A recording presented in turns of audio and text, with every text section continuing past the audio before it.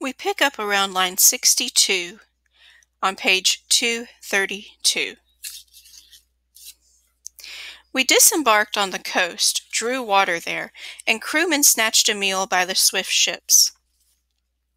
Once we'd had our fill of food and drink, I took a shipmate along with me, a herald too, and approached King Aeolus's famous halls, and here we found him feasting beside his wife and many children.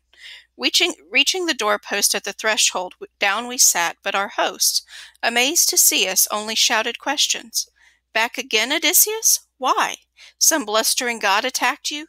Surely we launched you well, we sped you on your way, to your own land and house, or any place you pleased."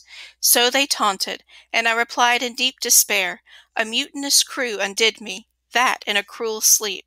Set it to right, my friends, you have the power." So I pleaded, gentle, humble appeals, but our host turned silent, hushed, and the father broke forth with an ultimatum. "Away from my island, fast, most cursed man alive. It's a crime to host a man or speed him on his way when the blessed, deathless gods despise him so. Crawling back like this, it proves the immortals hate you. Out! Get out!" Groan as I did, his curses drove me from his halls, and from there we pulled away with heavy hearts, with the crew's spirit broken under the oars' labor, thanks to our own folly, no favoring wind in sight. 6 whole days we rowed, 6 nights non-stop.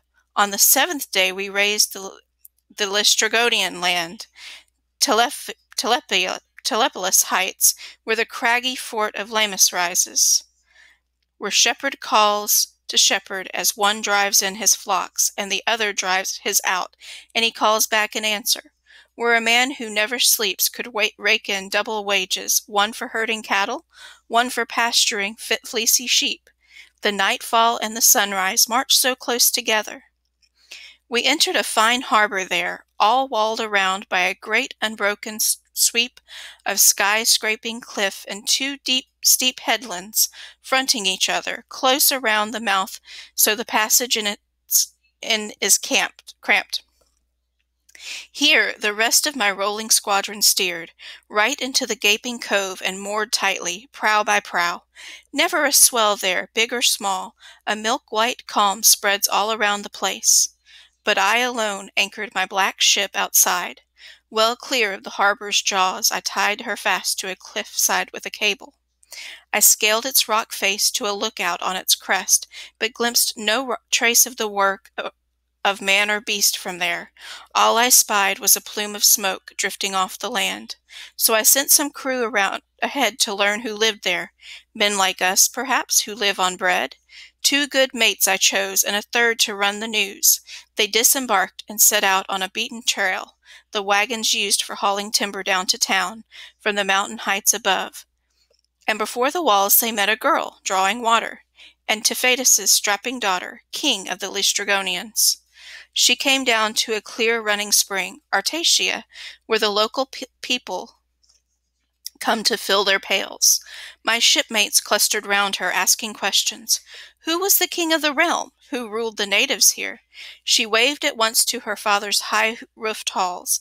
They entered the sumptuous palace, found his wife inside, a woman huge as a mountain crag who filled them all with horror.